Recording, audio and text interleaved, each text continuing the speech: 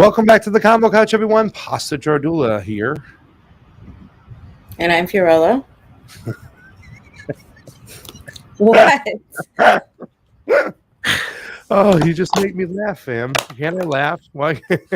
No, you can't. Oh, God, guys. Everybody, thank you so much for joining us today. Convo Couch is still doing it. GiveSendGo.com/the Convo Couch Brazil. Anything to help us out with the trip. It was really expensive as could be, but we were very happy to get there on the ground and do some reporting. Fam, I just did a show with Ryan from the Last American Vagabond on his Rock Premium show. We talked about elections for 2 hours, ended up talking about what's going on in Brazil.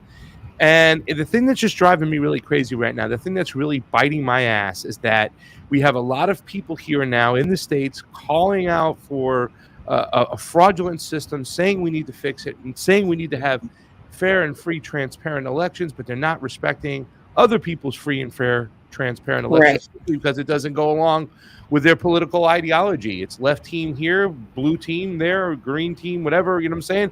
It's just team sports all over, and people aren't understanding why there's a big push for Lula to get back into the presidency.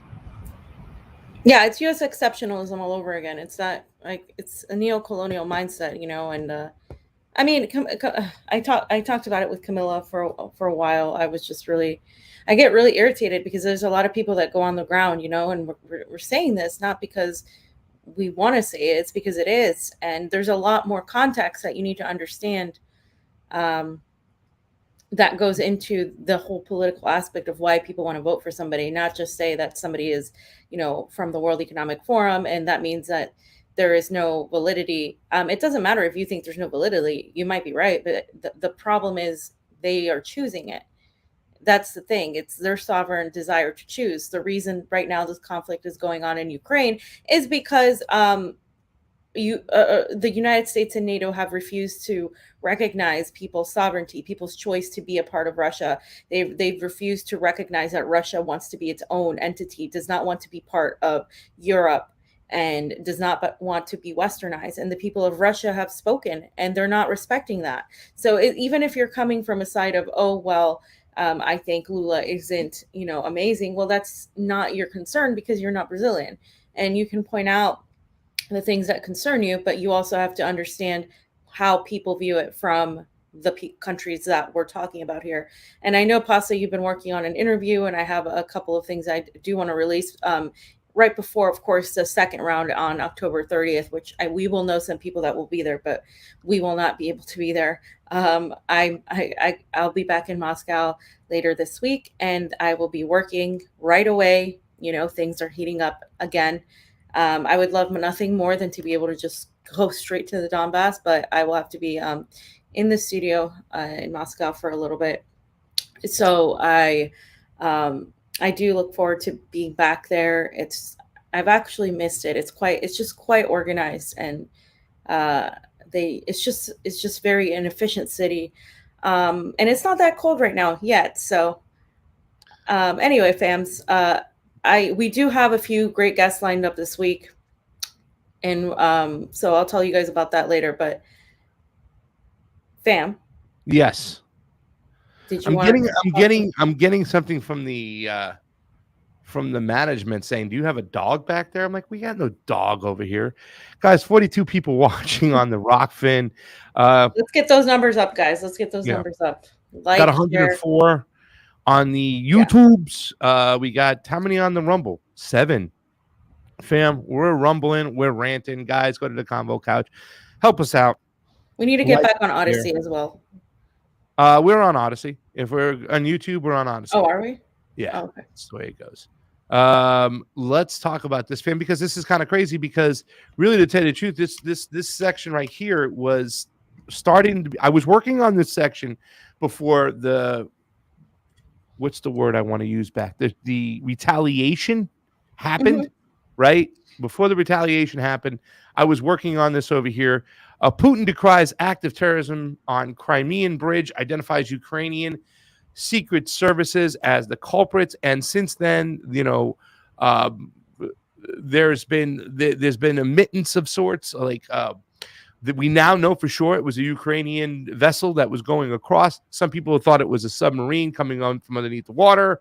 Some people thought it was maybe a missile strike, and other people then eventually, I think we found out it was just a suicide bombing kind of bridge style situation. But the update is on Sunday. Following meetings with his top security officials, Russian President Vladimir Putin said on Sunday that Ukrainian intelligence is behind the deadly attack on the Crimean Bridge.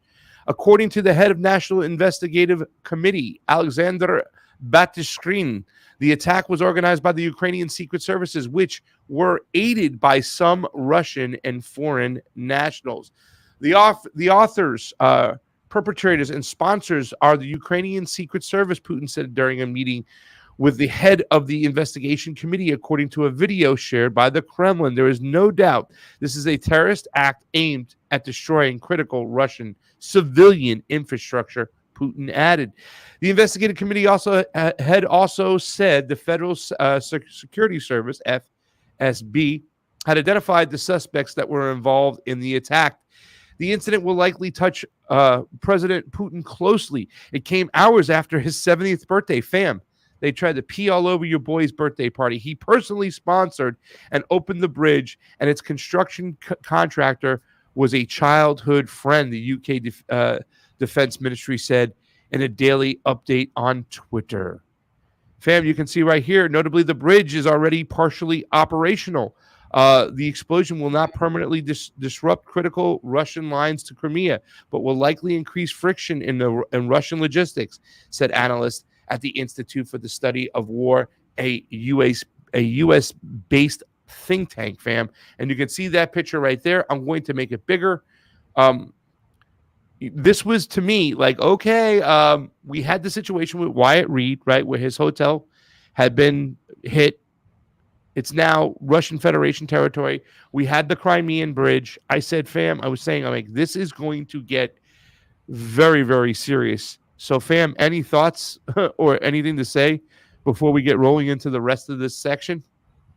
Well, Ukraine and NATO are just pushing and pushing, and Russia was always going to respond. And I think it's important, we point out that this is in a civilian bridge. This isn't some military artillery building. This isn't a key. I guess you could say it's an infrastructure, but this is Crimea.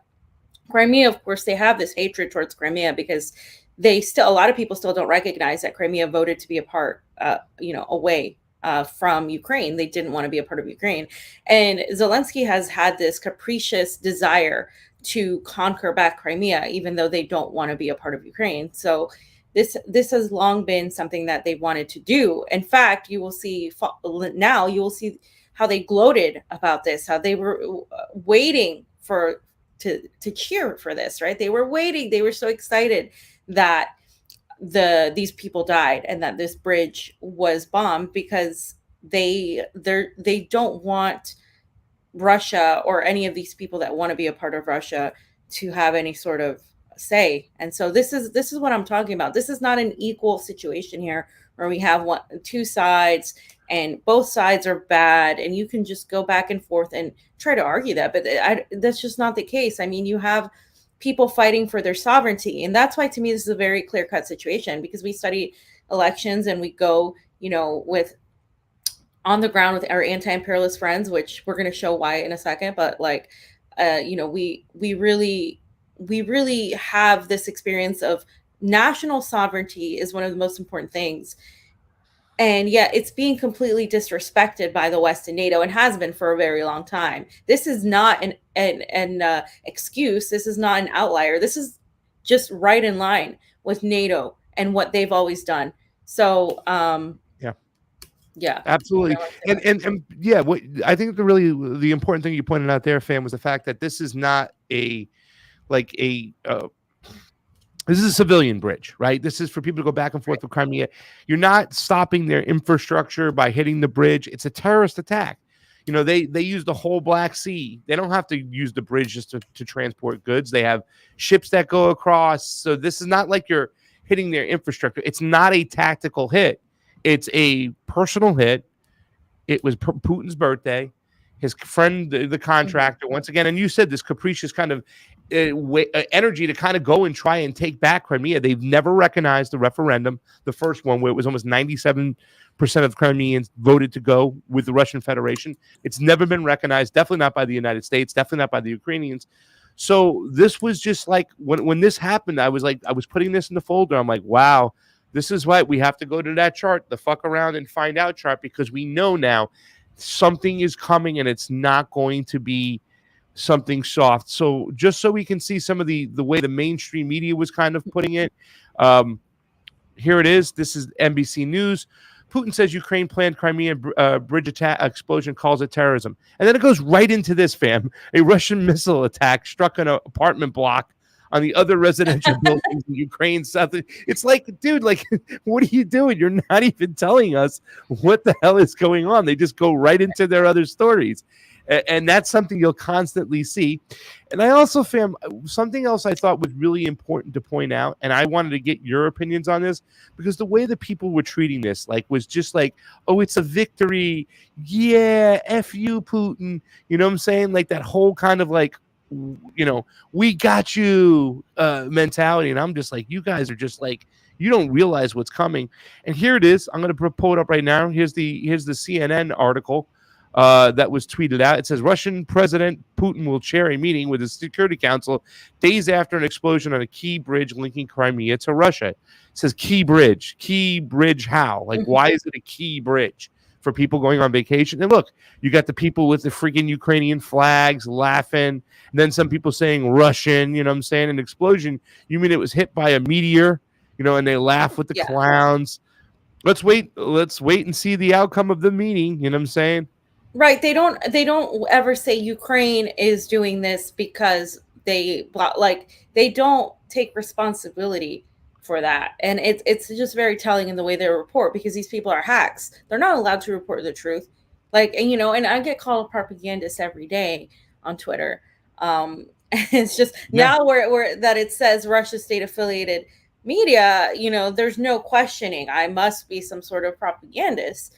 But literally there's reality and there's fiction. The reality is Ukraine committed an act of terrorism. This is a car bomb. Do you know how many car bombs the United States has said were acts of terrorism in West Asia, in what they call the Middle East? I mean, you know, if this was a Muslim man going about in you know, in any country basically in West Asia or anywhere near here, or anywhere in our ally circle, if it was Israel, if it was, you know, any of these people that they consider terrorists, any of the people that they deem their enemies, they would be outraged. And that's what we're going to see now, because once Russia pushes back, then you get to see the faux outrage as to how upset they are and how that is terrorism.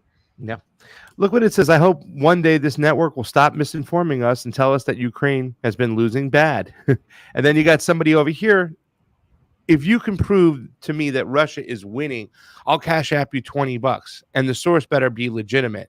So what are you going to say? Is CNN going to be the good sources, and any other Russian sources are not going to be good? So, I mean, that's what we're experiencing over here. You can see some of the people, the way they kind of dove into it. It was just, once again, typical behavior. Also, the last one I wanted to show real quick was from the Wall Street Journal, fam.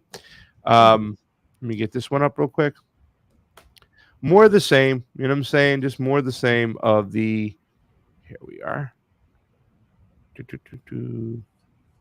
Where the hell is this? Okay. My bad. I have the wrong one. My bad. I have us on screen, fam. But let me just bring up the Wall Street Journal. Here we are, fam. Okay. So it says right here, the weekend explosion struck a blow to Russia. What blow did it strike to Russia? Exposing a weakness in its readiness to protect important infrastructure, threatened to stifle commercial traffic to Crimea, and hindering Moscow's already faltering military campaign in Ukraine. So, fam. Again, so Moscow's army is so powerless and it's faltering. but also Vladimir Putin is a greater threat, and NATO needs to send more weapons to Zelensky. Which is it? I don't know. You tell me. So if in this next tweet from RT, it just shows you how they're celebrating, right? How these people are celebrating this terrorist act. It killed 3 civilians, 3 people that had nothing to do with anything.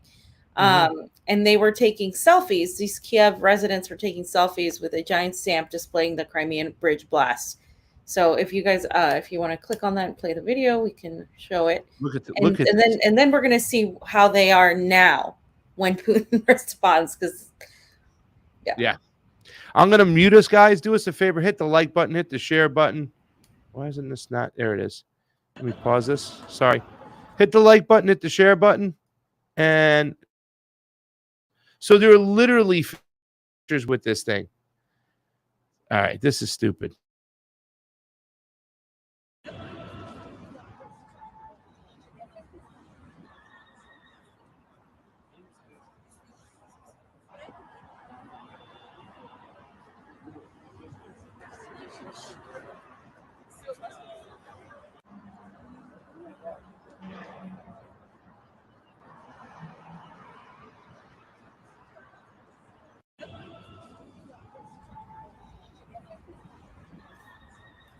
Okay, I think we're, but so.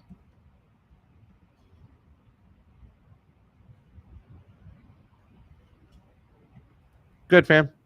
You were saying? So basically, they're rejoicing, right? They're very happy about this whole situation because this is a difference here. I haven't seen Russians rejoice about dead Ukrainians. I mean, I'm sure there's a few, right? I'm sure there's a few. I'm not saying that's not possible, but overall, a lot of them have said, "Hey, I have relatives, I have friends in Ukraine since the beginning, and they don't want this, and they don't want this war." So it's not like the people are gloating, but I see this gloating coming from Ukraine. And I think it's obviously the culture, it's obviously the military mentality, the propaganda, it's a lot of things, but it's really bad because people were killed. Innocent people that had nothing to do with war were killed, right? So we're going to see how they act now.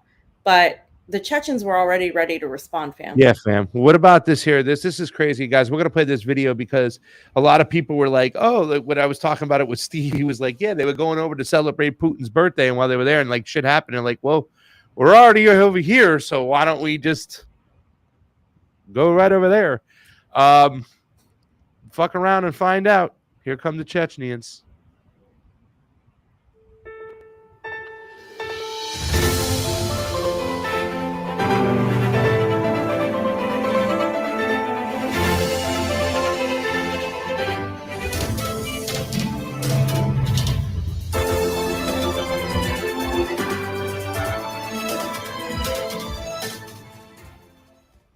Генерал-полковник, личный состав Гродненского гарнизона на торжественное мероприятие, посвященное дню рождения Верховного Главнокомандующего Владимира Владимировича Путина, готовы.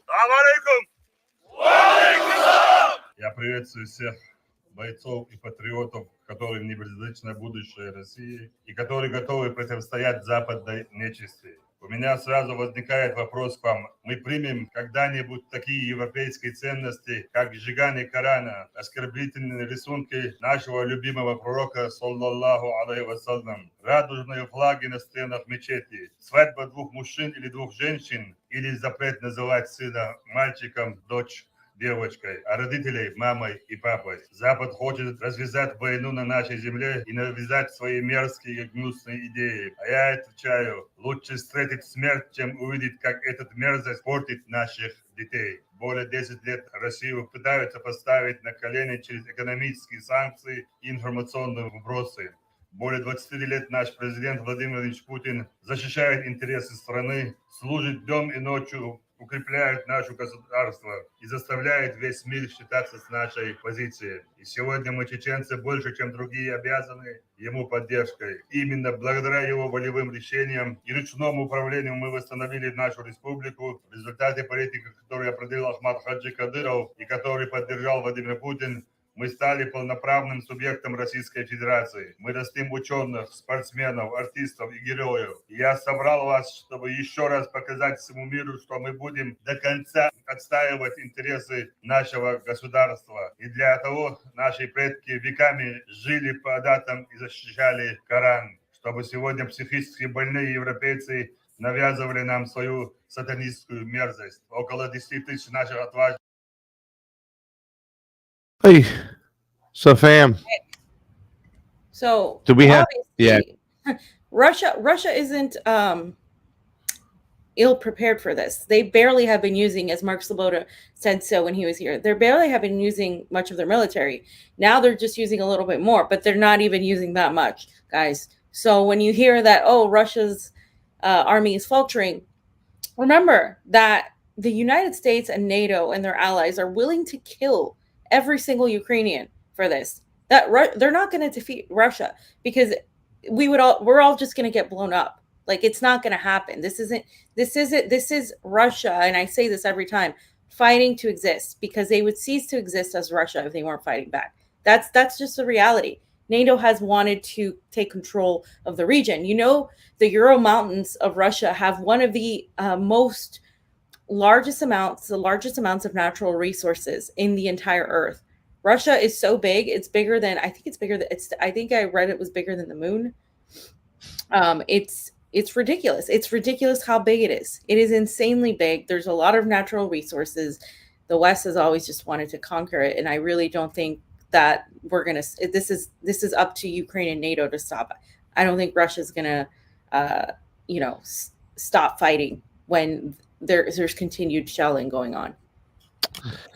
And fam, while we have a Congress full of nobody who will say anything, this is Donald Trump on Ukraine. We must demand the immediate negotiation of a peaceful end to the war in Ukraine, or we will end up in World War III, and there will be nothing left of our planet. All because stupid people didn't have a clue. They don't understand the power of nuclear. If you read this comment, you would assume that it was supposed to come from a member of the squad, fam. It came from Donald Trump. I mean, we're going to play the video real quick, but you got anything to say before we jump into this real quick? Because this is just crazy to me that Donald Trump is the only one saying this. Everybody else in our Congress pretty much is just full-fledged, foot on the gas, going for war, pushing, okay, with funding Nazis, with funding the military-industrial complex, funding this proxy war. You know, I made a tweet with Corey Bush. He said something. I was like, you voted to fund a proxy war. Shh, don't say anything. I don't want to hear anything from anybody anymore. This is crazy, and it's still going on. People are dying every day. Children are dying. You know, Wyatt was saying the other day that, you know, he saw all these babushkas and these people were crying. Family members met up because they hadn't seen them for so long because they were living in their basements, you know, from the shelling that's been going on for the last 8 years. And nobody even gives a shit. There's nobody on the left is peaceful. Bernie Sanders, he's not going to say anything about this. They're still going to play this is the Putin game. This is one man's desire. I think it was the Finland president who said this morning or yesterday, oh, how did we end this? It ends when Putin leaves. It's like, yeah. What are you 6? I think Trump knows he's campaigning and knows that the Republicans are also coming up to election. So I think that's also why he's saying this.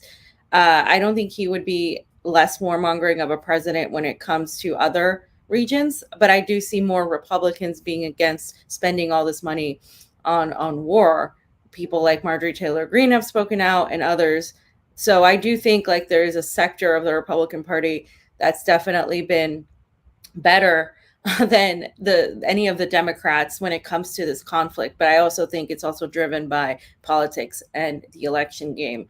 So we'll see. We'll see what happens. And that's a fair assessment. But guess what? I don't care in this point. Somebody say something, speak it out. If his people and his followers are going to believe it and listen to it, we need to negotiate peace, then so be it. Whether he's just freaking trying to drum up votes, I get it. But still, it needs to be said.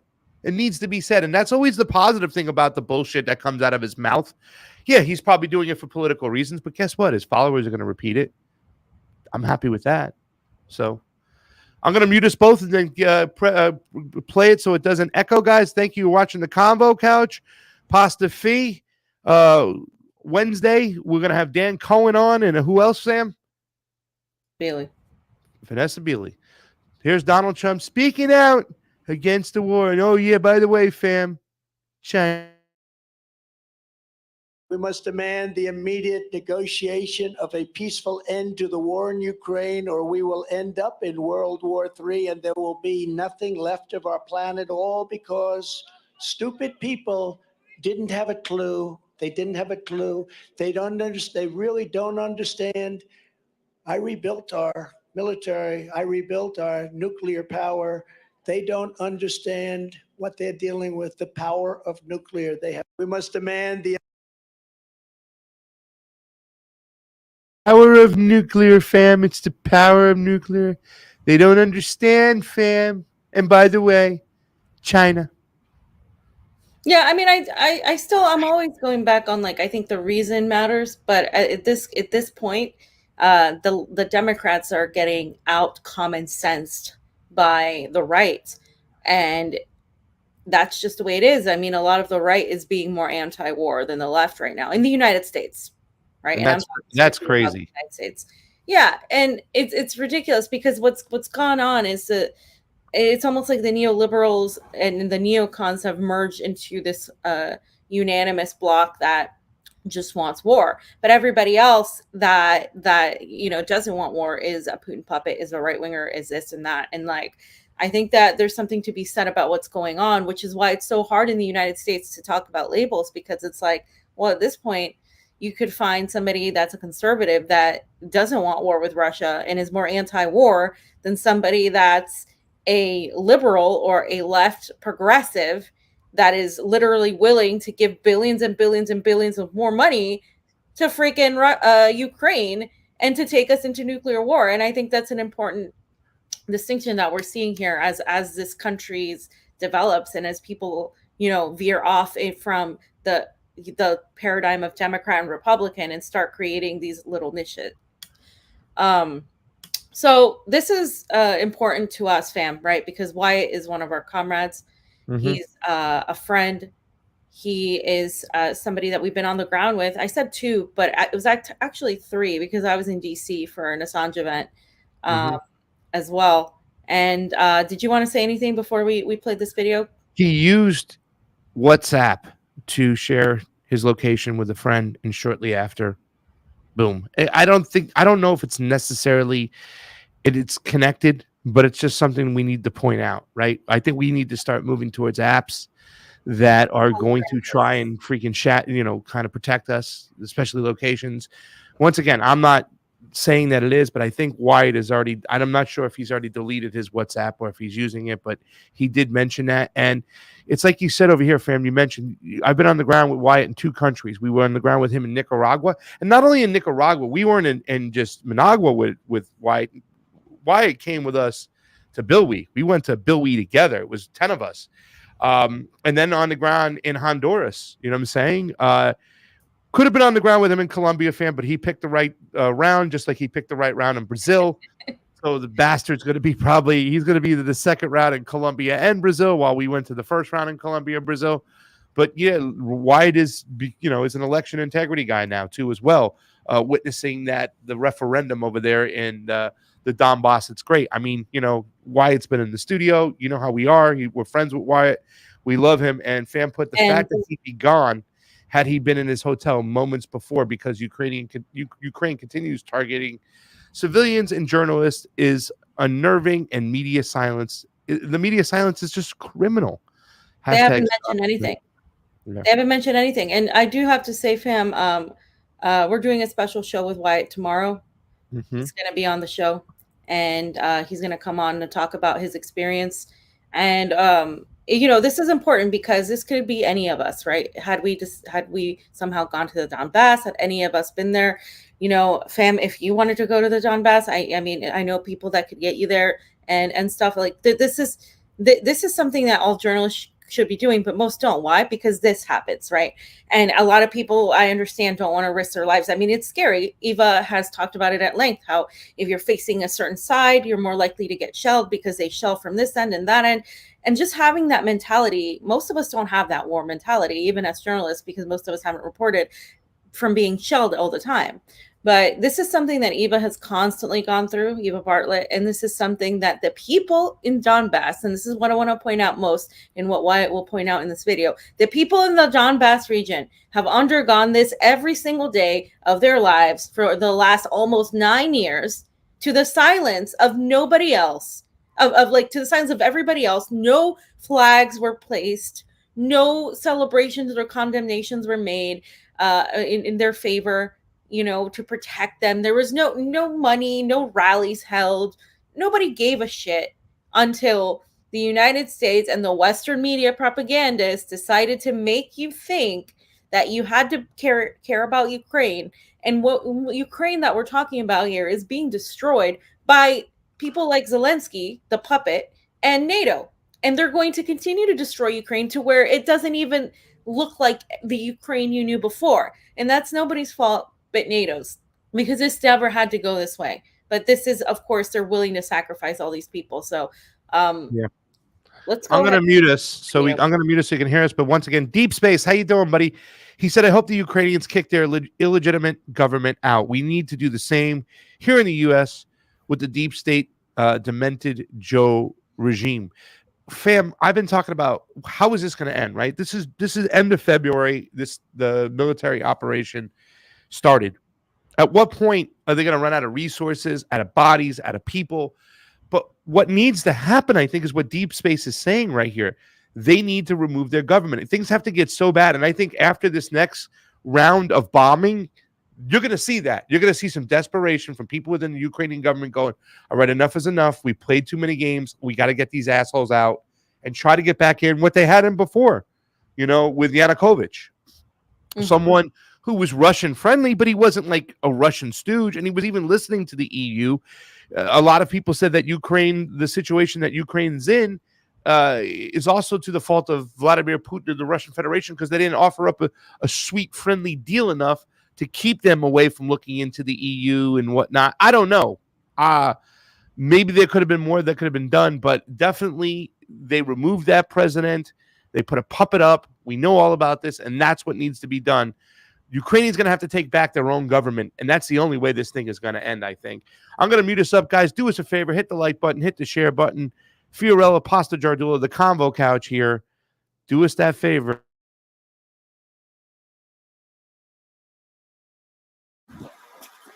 We're here at the corner of Artemis Street and Rova Ave, where a artillery strike by the Kiev regime just rocked this intersection. I was about 100 meters away at the time, and as you can see, the devastation is incredible. This is a normal occurrence for the people of Donbass, the people of Donetsk. They are living under this threat every day, and I just got a taste myself. I watched a massive explosion rock this corner, huge ball of sparks and flames here at my hotel. Shrapnel from the explosion shattered several windows, and that was pretty lucky. I feel pretty lucky right now. If I'd have been 30 seconds, a minute faster to get back to my hotel, I was walking back from a restaurant. If I'd been just a few seconds faster, I would have been killed. It's hard to describe this as anything other than terror tactics. This is fascism in action, and it's why so many people here are deeply appreciative of Russian Federation forces, for finally acting to put an end to this madness that's been happening for 8 years. 8 years of living with this.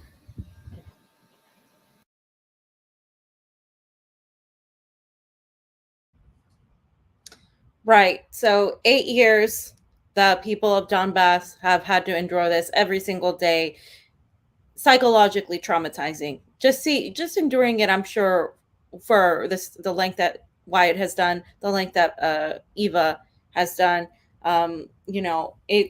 That's definitely, I mean, it does something to you. It really does, emotionally, psychologically. I don't think we can imagine that until you experience it. And I think it's something that people don't realize, that even if you are a survivor, if you do make it out alive, it still has an impact. And the people of Donbass have endured this for almost 9 years now. And this is what nobody talks about. Nobody talks about this. This is a thing. So again, obviously we're glad Wyatt is safe, but at the same time, your life shouldn't be in danger for being a journalist. And this was a directly targeted attack at a hotel where they knew international journalists were staying. And this has happened before to RT crews, Yep. to Ava Bartlett, to other independent journalists and observers that were there. This is not the first time this has happened. So again, that is a terror crime when you target civilians and people that have nothing to do with war. Fam, I think this thing has been debunked, kind of. Somebody said. No. Somebody said something about it. Yeah. Somebody's kind of. good. So I looked up at the debunking aspect of it, and I didn't find it to be accurate, because the picture they were showing was a completely different bracelet.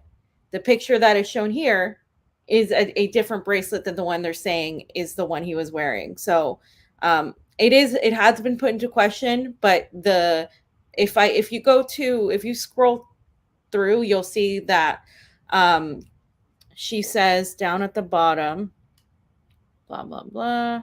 Hey, fam, looks like just a happy, fun get together. Yeah, it's just there's no.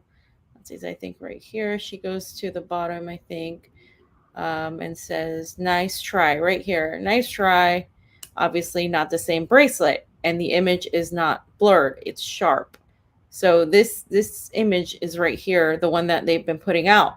And what another person noticed is that every time they try to say, oh no, this is a different bracelet, the people, they get a bunch of NATO bots in the comments, and the NATO bots are the only ones pushing that. There's no record of where that picture came from. It's just a random picture. This is not the same. It's just a random picture. So they're saying it's different. So I'm going to go out on a limb and argue that while it's not confirmed, I believe this to be the legitimate picture, because it's the picture that's on his arm. So there are a plethora, though, as you saw in that thread, of examples, right, of Ukrainians army, the ones in charge. Right. We're not saying all Ukrainians are Nazis, but the army that's in charge, the most powerful aspect of it, has so many ties to Nazism that you can just literally find it anywhere. I mean, yeah. I mean, why are people trying to still kind of argue this? Here you got up here, Johannes Steinhoff fought for the Nazis as a fighter pilot in World War II, fam. NATO made him chairman of the NATO military committee in 1971. Operation Paperclip is alive and well. Yeah. Look at that. So, I mean, NATO is a terrorist organization. When we say that, we mean that. When we say that it's a fascistic organization, look behind. Who are the fascists today? Okay. It's not the Trump supporter in a hat. It's not any of these people. It's literally the people in power. Okay. Fam, Bobby Debs also says Hans Speidel was chief of staff to Nazi General Erwin Rommel during World War II. NATO made him the supreme commander of ground forces in Central Europe in 1957. I mean, you can just get a list of these over here. A guy by the name of Adolf Huizinga helped plan invasions of Poland and France as chief of staff for the Nazi army. He was responsible for millions of brutal fascist murders. NATO appointed him chairman of the NATO Military Committee in 1961. The U.S. made him a commander in the U.S. Legion of Merit. Fam, they have these all over the place. Yeah. All over the place. NATO actually stands for Nazis are taking over. Right there, ladies and gentlemen. I think the idea of fascism in the U.S. left has been warped to mean, just a KKK member or a Trump supporter or a Proud Boy, when in reality, the biggest fascists are the ones that are in power and the ones that have been empowering actual paramilitary fascists and funding them and giving them these leadership positions for decades and decades and decades. And they're continuing to do so under NATO. NATO, in my opinion, needs to go. If you want any sort of actual multilateral existence, any sort of cooperation between countries, NATO has to go. It really does. And fam, finally, your last one over here. You got something. What's going on over here, fams? So remember how Ukraine in the Western media always claim that there are mass graves put out by the Russians, and the Russians are killing all these Ukrainian civilians and they're committing genocide. Mm-hmm. So this video was released by a Nazi on Telegram, an actual Nazi. He has said as much. And they had, can you scroll right back up? They had posted this right after how they bragged about how they would hunt collaborators down like pigs. And they had bragged about it. And so I'm asking MSNBC, CNN, New York Times, Washington Post, the AP, CBS, Fox, where their outrage is when there's a mass grave of civilian bodies that belongs to Ukraine. And it belongs to Ukraine. And the video was traced back to somebody that posted it on Telegram that was one of these guys that constantly boasts about, killing these collaborators. Anybody that, of course, is pro-Russian or was pro-Russian in any way, that we covered it a few days ago, right? With the post where they were gloating about hunting them down like pigs. So this is posted right after that. So here is the video. And you can see how they're throwing people in this mass grave. Yeah. Okay. I'm going to mute us both and then play the video, guys. So thank you for joining us today.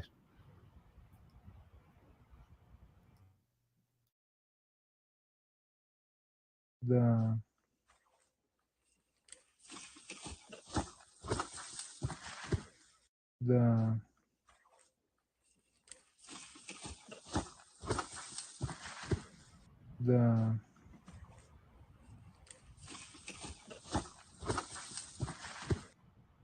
Okay. Well, as you can see, and there are plenty of videos if you go on Telegram. A lot of these can't be posted on Twitter, or you have to be careful about posting them because they'll take your account down eventually. So my whole thing is, where's the outrage? Where's the questioning? Do you know how many times the media made headlines about mass graves done by Russians and they never had the evidence of it? A lot. I mean, yeah. And they would just, once again, that was also just another media play where they go, it's a mass grave. Like, what are you talking about? Like, at one point, one of the last towns they went in there, like the Russian soldiers like they didn't have people's identity for some people who were dead, and they just still, buried them with a cross and whatnot, and tried to at least, bury them with some sign of dignity and respect. But yet, when roles are reversed, guys. Fam, anything else on that topic, real quick, before we get back into the Putin Strikes Back? No. Trey Wright, thank you for the Super Ray contribution. As always, appreciated on the couch. I hope you had fun in DC. I missed you guys. We missed you guys. So sorry. We've just been traveling around, going crazy. We were obviously in Brazil, and we couldn't get back and get over there in time. Just too much shit going on. Gary G, thank you from thank you on the Rockfin. Great reporting and appreciate your hard work. Gary G, we appreciate your love. Anytime you guys leave any money like that, $2, $20, $7, $100, anything, it really helps us out. You know what we do. We get our boots on the ground and our butts on the ground whenever we can, when we have a story to talk about. Fam, we're going to get into the next section right over here. all that stuff that happened over the weekend, we were just saying, okay, something's going to go down. Something's going to go down. We see the Chechnyans mobilizing. Putin's the bridge. This is a terrorist attack. He's mentioned before. Now that those areas within the Donbass are part of the Russian Federation, any attacks is considered a terrorist attack. So we were just waiting for something to happen, fam. We have this article here from RT. What do you got? Yeah. So RT was talking about how at least 10 people were killed and others injured because Russia, of course, struck on Ukraine in retaliation to the attacks that have been happening nonstop, the shelling and the Crimean Bridge attack. So police in Ukraine actually reported at least 10 deaths after the Russian military attacked the country's infrastructure on Monday morning. Some 60 others were injured, according to preliminary figures. We call on all citizens not to ignore air raid alerts. This morning showed how important it is to be disciplined and follow all instructions from the authorities. Police spokeswoman Marina Reva said President Vladimir Zelensky claimed that Russia timed its attack for the early morning to hit Ukrainian people. Ukraine's Air Force said its defense system had been successful in stopping some of the missiles. Spokesman Yuri Ignat explained during a TV interview that Russia launched at least 83 projectiles of various types and claimed that Ukraine had intercepted 43 of them. Ukrainian Prime Minister Denis Shmyhal said 11 key infrastructure objects in various parts of the country had been damaged in the assault. Power outages and issues with water supply and phone services have been reported throughout Ukraine. Putin confirmed the launching in the attacks in what he described as Ukraine's repeated attempts to sabotage critical civilian infrastructure. And we have Putin's video, and we're going to play it because it's important for you guys to see. So, is it their next tweet? I believe it is. All right, let me get it up for you.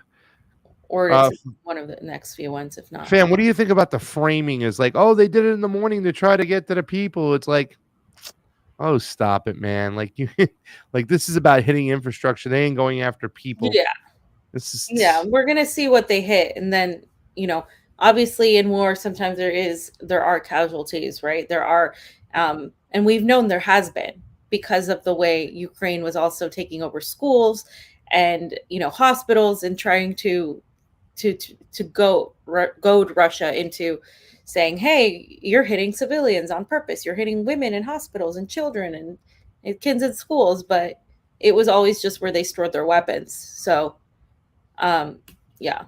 I'm going to pause this. I'm going to mute us, guys. Thank you for watching today. Take a look. We'll have Laddie Daddy's video up soon. So this is just the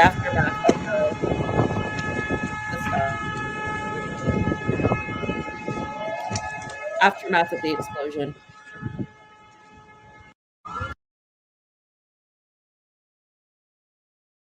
So much goddamn work. It's a thread, so I have another video underneath that Gotcha. thing. Yeah. Sorry, that one was the thread. Okay. The next video too? Yes, and I just want to real quick, you can play the next video. I just want to real quick say that the Russian missiles hit the Ukrainian military and energy infrastructure locations. So these are the key infrastructures in Kiev.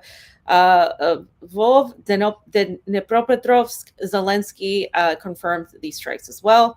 So you can see that these were the areas that were hit, and these are military locations. And let's remind everybody that this is a fraction of what Ukraine has done. And remember, people were asking Russia to intervene already. They were like, why is Russia not doing anything? Are they just going to let these areas get bombed? Well, this is Russia actually retaliating. So you got it. Here we go.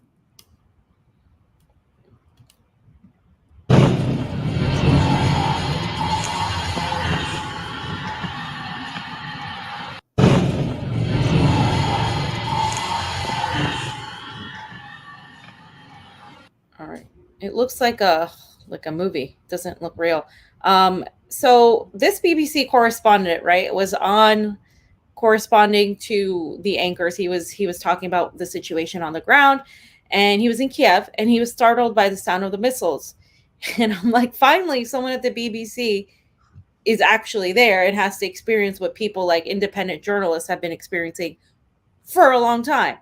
And as I said before this, anything, as soon as this came out, I knew this was going to be used to vilify Russia, to unite everybody against Russia and say, oh, now we need more weapons.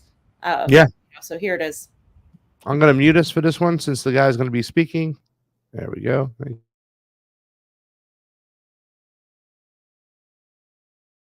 Was hit more than the country very close to the front lines was hit more than a dozen.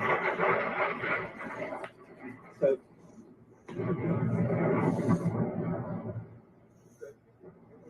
okay, Hugo. The country very close to the front lines was hit more than a dozen. So Okay, so you can see they were like caught off guard. Fam. They were cut off guard, so that's pretty funny. But yeah, I mean, I think it's important to just point that out, right? Mainstream media never gets in those situations. Let's see. So we have Eva Bartlett, right? Eva Bartlett is next. So Maria Dubovkova said, can't agree more, Eva Bartlett, because Eva Bartlett had said, reminder, what strikes have occurred in Ukraine today are but a fraction of the hell that Donbass has unleashed, the hell Donbass civilians have endured for 8 years, for almost 9 already. And Eva said, Ukraine provoked the retaliatory strikes hitting key infrastructure. At the same time, unlike how many supporters of Ukraine delight when Donbass civilians are killed, I don't rejoice at all if any Ukrainian civilians are injured or killed. Yeah, it's not like people should be excited about this, guys. This war is ugly. War is gross. You know, you can argue that nobody wins in war, but this is, again, a long time coming, Pasta, because Putin has said they were going to respond in his last speech that he gave, his major speech that he gave in the center of Moscow. He said they're going to protect these areas if anything happens. And if he didn't keep to his word, you know, it just wouldn't look right. So he's going to. And Russia attacked buildings where large numbers of NATO combatants are housed in Zaporozhye, including 5,000 Poland army soldiers. They were planning a major offensive to enter Russia territory in Zaporozhye. NATO had to cancel the offensive as the casualties were very high. So there's the picture from Ukraine News, and you can see right there the aftermath. Damn. Damn, fam. Damn.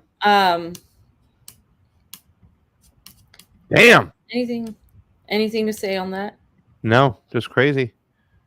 Okay, so I mean, these fucking mercs over there, like why are there Polish troops coming to fight in Ukraine? Yeah. It's like, guys, how stupid do you guys have to be? Like, you're just like, Jesus Christmas. We're lucky that Russia hasn't declared war on NATO, officially.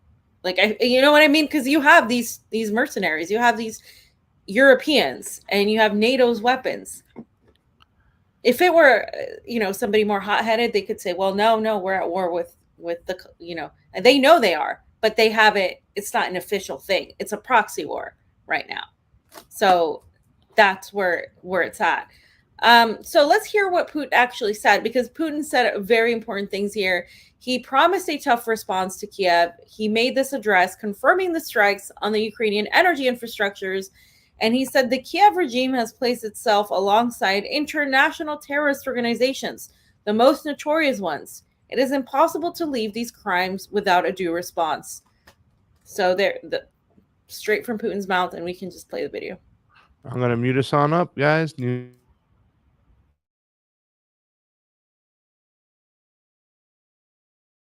Regime has long resorted to terrorist methods, such as assassination of activists, journalists, scientists, both in Ukraine and in Russia. It also includes the terrorists shelling the cities of the Donbass over 8 years, and also nuclear terrorism, such as the artillery strikes against the Zaporozhye nuclear power plant. Moreover, 3 terrorist attacks have been made against the Kursk nuclear power plant. The Kursk power plant. They have disrupted power supply lines, and the latest terrorist attack disrupted 3 of such lines. And no serious consequences arose thanks to the mitigation efforts, but a number of other attempts at carrying out similar attacks against power generation and gas transport facilities have been carried out, including an explosion on the an attempted explosion on the Turkish pipeline, and this has been corroborated by the data obtained from the people who have been arrested. And we are aiming to clarify the situation with regard to the pipelines on the ocean floor of the Baltic Sea, but we know who are the beneficiaries of these attacks. The Kiev regime has placed itself alongside international terrorist organizations, the most notorious ones, and it is impossible to leave these crimes without a due response. This morning, on the initiative of the Ministry of Defense, and according to the plan, strikes using high-precision weapons from... The second part is on the next thread below it. So is the thread. Got it. My bad. No, it's fine. I know it's fine, fam.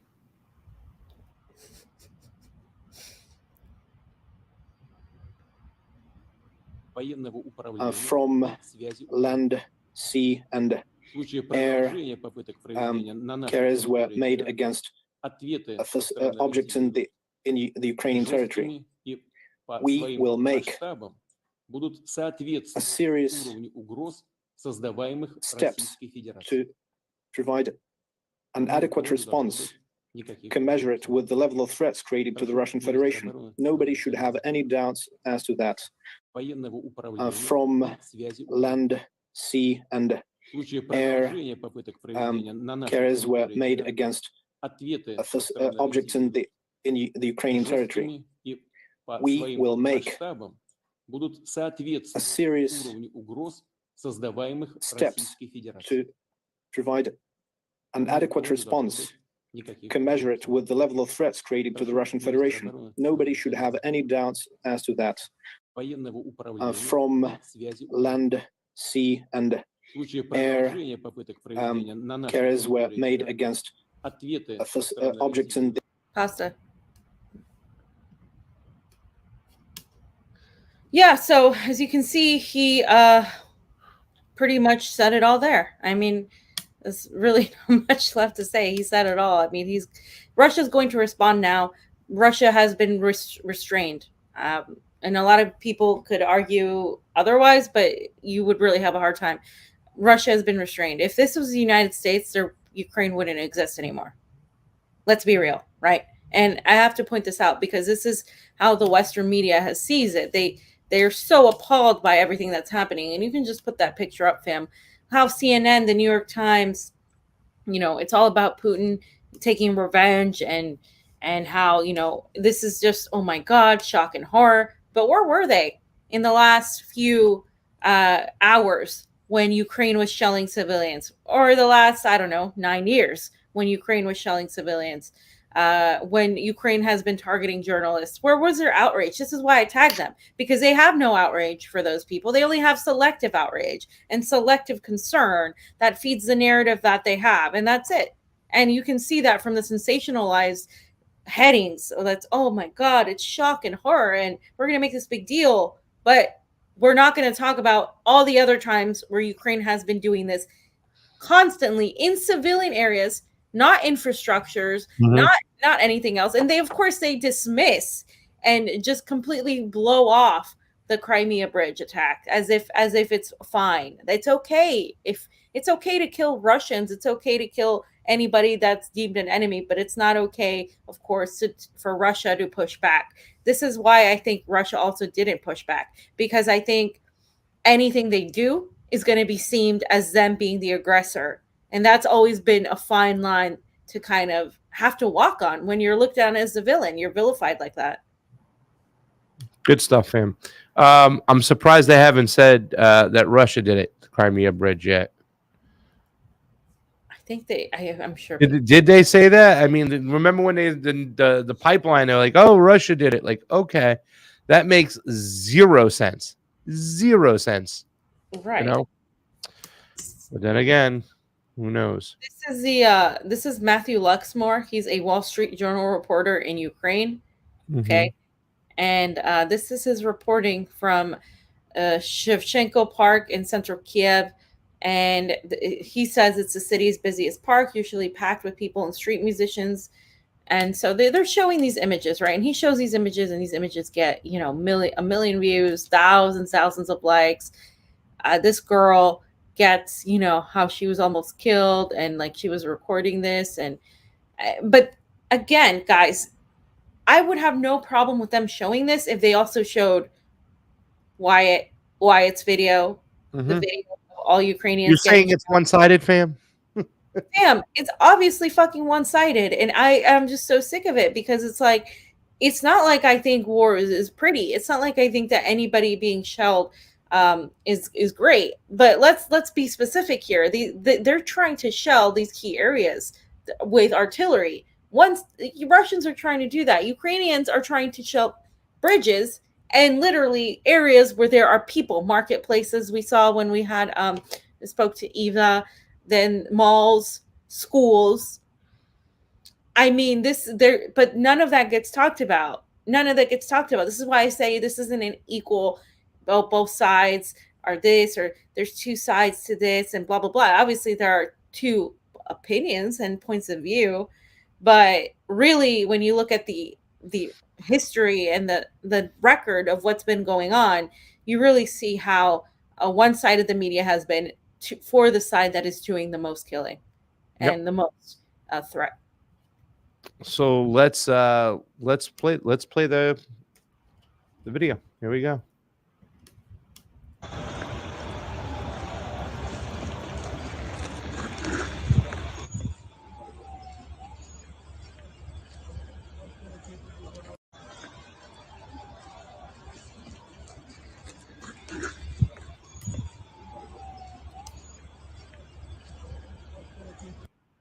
And I just wanted to just show you guys how the media is covers this. This is a Huffington Post, right? And I said, according to the collective Western media and politicians, bombing Ukrainian military strongholds is terrorism. But killing ethnic Russians in Donbass for nearly 9 years, killing children and killing civilians in malls and bridges is fine. They, in fact, cheer it on. So here is the Huffington Post's video, and I want you to watch it and see how it's skewed. Russian airstrikes targeting civilians across Ukraine have left many dead and injured, and retaliation for the destruction of a key bridge linking Russia and Crimea. Oh, it's only for the bridge. It's not for the shelling, and it's not for the fact that the destruction of the bridge killed civilians. It's not for the fact that it wasn't a key structure. They frame it, and let's just watch the video because it's just.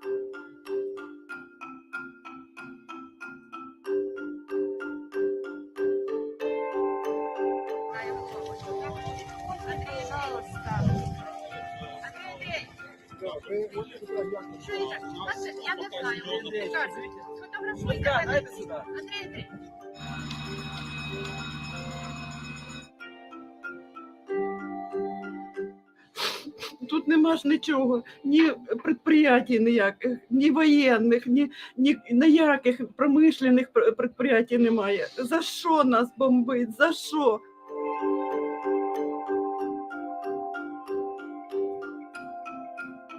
Very close to the front lines, was hit. More than a dozen.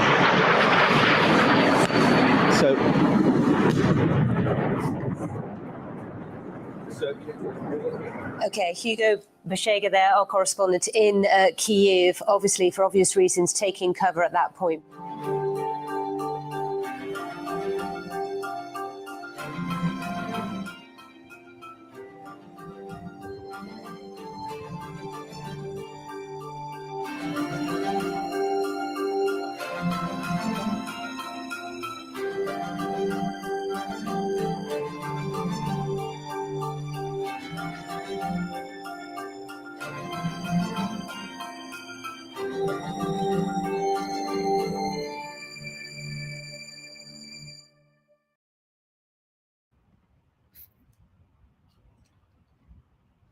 Go ahead, fam. Fam, no, you go ahead. I want you to go first. Well, by the way, I just put an address. Somebody asked where the donations could be mailed to. There's an address down there right on the bottom if you need to do that, guys. But yeah, I mean, listen, I think we all understand where our media is right now. You know, I don't think it's just even safe to say that they're just pro-war. They're just pro-empire. You know what I'm saying? They're in the bag for the elites, and you should only expect more of this type of reporting, fam. It's not going to change. It's not going to be different. They're not going to come around and go, oh my God, let's show both sides. They're going to be one-sided the whole time. And this is just more of the same shit. Yeah, and I just have to point out, like, what defeats at the very end? This is a distraction to Russia's defeats. What defeats? What defeats? Yeah. They don't list them. They use emotion to try to get people to say, oh my God, Russia's attacking poor Ukrainians. So guess what? People who watch CNN, mainstream media, they only see that. They don't see all the other attacks coming from Ukraine constantly. The attacks that came 9 years ago nearly. And of course, the continued shelling of civilian areas by Ukraine. They don't see that. Right. And so I mean, it's just fine. If you want to say Russia shouldn't be shelling civilians, and if you think that they're shelling civilians, you could make that argument if you want. But to be okay with not being shown both sides of the situation is wrong. And there's a reason why they're not showing you that, because there's a difference into what's actually happening here and what their narrative suggests. And this was why, with a banger tweet here, Ukraine sowing, Ukraine reaping. This is Paul Massaro. You know who Paul Massaro is. He's the Ukrainian goon. And this is, he said, it's beautiful. It's beautiful. And when the Crimean Bridge was destroyed, right? And then now Russia can't win in the field, so it murders civilians, a pathetic terrorist. So again, guys, the hypocrisy, right? It's okay when we go after civilians, but if Russia hits back because of that, then now it's wrong. Yep. You can't operate like that. It's just not. It just completely destroys your point. Well, that's how they've been operating, fam. They're not going to stop either, dude. They're just like ridiculous at this point. So I have this other tweet up here that you got. Yeah. So guys, the same people that are outraged, right, at Russia for pushing back against Ukrainian attacks on civilians by targeting key structures is the same West that historically cheered on, led and funded bombings in Iraq, Iran, Afghanistan, Lebanon, Libya, Yugoslavia, Syria, and Palestine. And they continue to do so. The United States and their allies dropped 46 bombs per day for 20 years. Okay. They have dropped at least 326,000 bombs and missiles on countries in the Middle East and North Africa region since 2001. So really, who are the terrorists is my question. Like, who's really the ones that have blood on their hands? Who really is doing this? And why are we in the situation we're in now? Because of regime change operations and intervention in Donbass in 2014. And that there's no going about that. You can't leave that out of context when discussing this whole fucking issue. You just can't do it.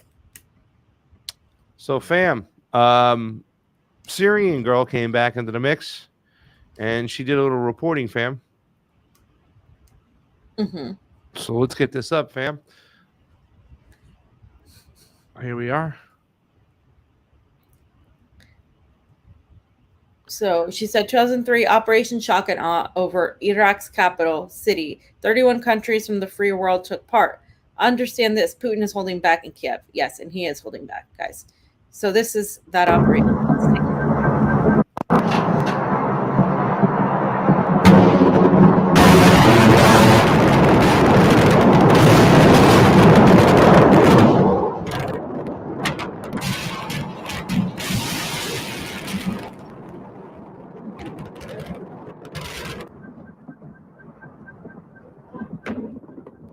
Beneath all of this, emergency teams raced across the city.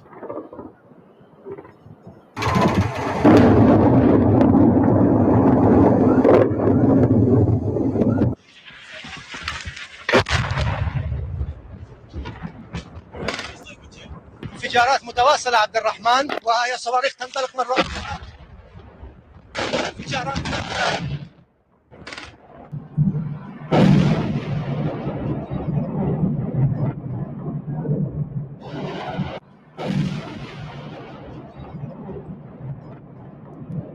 نريد أن نتحدث عن ذلك.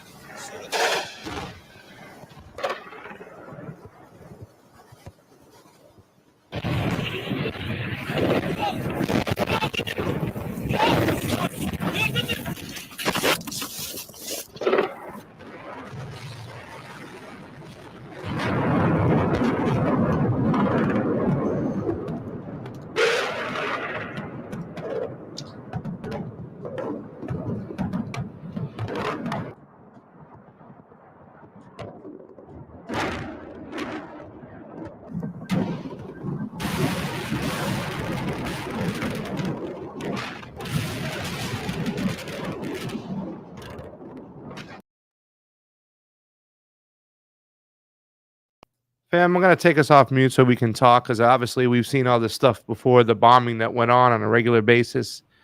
You know, I mean, the hypocrisy, right? The hypocrisy.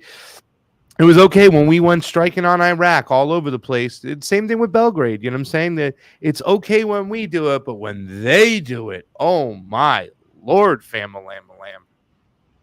And it's not like they're doing it because they want to conquer this. I mean, this is a response to so many years of these attempts by NATO, the brokerage of the Minsk Accords, the breakage of the Minsk Accords, the fact that they're not respecting any of these lines that were established in agreement. None of that is happening. And again, they're shelling civilians and killing people. So there's going to be a response. These people, for the last 8 years, almost 9, have been experiencing this. This is why they voted to go with Russia. And now, of course, that they did, Russia said they would protect them. And again, I wanted to actually, this is off topic, but so this has been a thing that somebody threw in that said this rumor that the Russians had to all be vaccinated, and it's this whole thing. And so here is what Vanessa Beeley said. Let me read her tweet first. She said, "This is what my contacts in Moscow told me. But hey, what do I know? Sputnik V not included on list of mandatory vaccines for mobilized Russians. Ministry of Defense decides the current epidemiological situation does not warrant compulsory COVID vaccination." So basically, he said that they're not requiring this. So there was this rumor that they were. That they were trying to, the Russian Federation was trying to force people to get vaccinated. And of course, you know, a lot of us, like Vanessa, we're very much strongly like anti-mandate, anti-mandatory anything. And I don't know, it came from this article, and I'll ask her about it when she comes on the show, but it seems like it's been debunked numerous times, and I guess it was an attempt to get the right to turn against Russia, because a lot of the right have been actually, you know, not necessarily like pro-Russian, but they're more aware of like the situation, and they see that this situation and the vilification of Russia and everything, the opinions that have been forming in the mainstream media haven't been fair. So it was an interesting thing I saw. Fam, I'm going to play this last video before we get on out of here. We have some lovely stuff from Stella. What a great event that was thrown over the weekend. Big ups to Misty Winston and the crew. Big ups to Glory. Big ups to everybody who made this thing happen. What? They did great. I mean, I saw pictures. Trey was so happy. He got to meet Dan Cohen. He got to meet Zabi Stabs. I saw, Jill Stein was there. So many people were there. Chris Medea Hedges. Benjamin, Garland Nixon, John Kariakou, all these great people were there. Reverend Annie Chambers, just all these awesome people. Great event, guys. I'm sad I missed it. It was the biggest event I've seen in DC. I know. And Fam, we should have went right into there. We should have. Guys, if you guys want to help us out, the Convo Couch Brazil. That's the givesendgo.com. We should have put the Convo Couch, get it from Brazil to DC, but it was so freaking expensive. We looked in the tickets to get to DC. They were just ridiculous, guys. We tried to make it happen. We were still trying to recuperate and recover from the Brazil trip. It would have just been a lot on our plate to try to get over to DC, but our comrades were there. They did an amazing job, and thank you to everybody who supported them. We're going to play this video, fam. I'm going to mute us up. Do us a favor, hit the like button, hit the share button.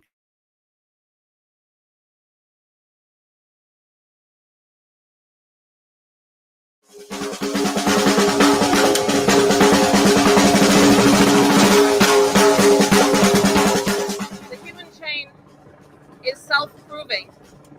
Julian has enormous support, enough support and much more. He has millions of people around the world who are disgusted by the injustice that is unfolding. Chain has been completed. We've done it.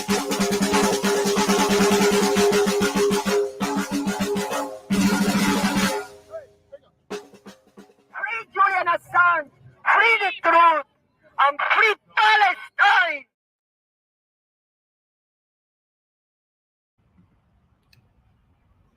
And that was from the event in London, of course. That was the London event where they were surrounding Parliament with a human chain. They did more than 10,000 people, which is amazing for Julian. Usually Julian's rallies don't get that much publicity. And again, the DC rally was amazing. I'm so sad I wasn't there. I would have loved to have been there. Yeah. And obviously I'd said some words for Julian, because especially during this time of war, where we're seeing so many of our comrades, our colleagues being completely in danger for doing journalism, and a lot of us are getting censored or labeled as propagandists. You see that everything is coming to this point of why Julian is in jail right now, and he was just diagnosed with COVID right after this whole thing happened, which I find suspect. He was diagnosed. Yeah, everybody does. And now he's put into this solitary area, and it's not good for him. It's not healthy for his mental state. And it really sucks. And I know a lot of my friends are, supportive of Julian. And I think right now it just shows you why we're in this fight, right? Why it's so important to fight for journalism and freedom of the press, because we're all under attack. If it's not a physical attack, if you're not being put on a kill list, you're being censored, you're being demonetized, you're being smeared, you're being labeled a Russian state propagandist. You're being in some form of another attacked in some way or another. If it's not monetarily, it's your image. All these things are happening, and it's important that we support Julian, because whatever is happening to us now already happened to him, and it's going to continue happening to all of us. So the more we support people like Julian and ask for him to be free and demand it, because I don't think at this point asking, I don't know what, all I'm going to say is I just don't think the law is going to be respected, because the law applies differently to those in power than those who challenge it. So I did an interview over on T-Lab's show, Election Integrity Update, and discussing whether democracy exists via Rockfin. This was on T-Lab's channel, The Last American Vagabond. Check it out. We talked about elections in depth. It was a really awesome conversation, guys. We have a lot of videos out there right now. We've been on Jimmy Dore to talk about the Brazil elections. I was on Kim Iverson. I was on Jason Burmis. I was on The Hill. So there's a lot of stuff out there, fam. Have you done any Telesur or any other interviews on Brazil at all that we should know about? I don't remember. I don't think so. I haven't done either of those, but I did something on RT, and obviously our show, and you also did What the F is Happening with Latin Yes, America with Camilla, WTF. That's we did. Yeah. and Terry, and yeah, I was supposed to be on that, but I couldn't. So yeah, no, you've done a lot, and I think we're going to be releasing some more videos of that until now. But if I've been actually in Brazil, I talked about Ukraine and Russia, so it was interesting. But yeah, Well, we had over 300 people today on the YouTubes. Thank you so much. Almost 100 people on the Rockfin. Fam, we had 24 people at one point, 20 people at one time. We only had 14 on the Rumble. So that's awesome. I think it's Fred Edward was over there too as well. Fred, we love you. So that was that. Guys, remember, you can always go to givesendgo.com/the Convo Couch Brazil. We're going to be giving updates. We have people that will be on the ground up until the second round and the final results. So we will keep you updated. We will keep on doing videos. I'm waiting for the Jason Burmas video to be released. It hasn't been released yet, but we did it. And that's going to be a good one because it goes, we also did the thing with Danny Shaw. We pushed back against the InfoWars video. But we also did that on Jason Burmas' show too as well. And Jason Burmas, as you know, every once in a while does a segment on InfoWars, and he worked for InfoWars at one point a long time ago. So we know that's going to get in Alex's face, and hopefully they can see what's going on. If you're going to be consistent, you got to be consistent across the board. If you're going to call out, you're going to call for fair elections, then call for fair elections. Stop playing games, with the point where where you can say, oh, I'm all about fair elections, but when Bolsonaro is losing to Lula percentage-wise, and you're going to just make up excuses and try to draw parallels to say what happened in 2020 is exactly what's happening to Bolsonaro now, that's just a flat-out lie, and we're going to call you on it. So we have been calling people out on it. We definitely called out InfoWars. So if you got a few bucks, go to givesendgo.com/the Convo Couch Brazil. And if also somebody asked to as well, I'm going to put it down below. If you want to mail in a donation, you go to 10120 Southeastern Avenue. That's number 228 in Henderson, Nevada, 89052. You can always mail something over there, and we'll be able to get it over there. So if you want to send a donation, you're more than welcome to do that. Guys, that's it for today. I'm going to say goodbye for Fiorella. We lost her feed.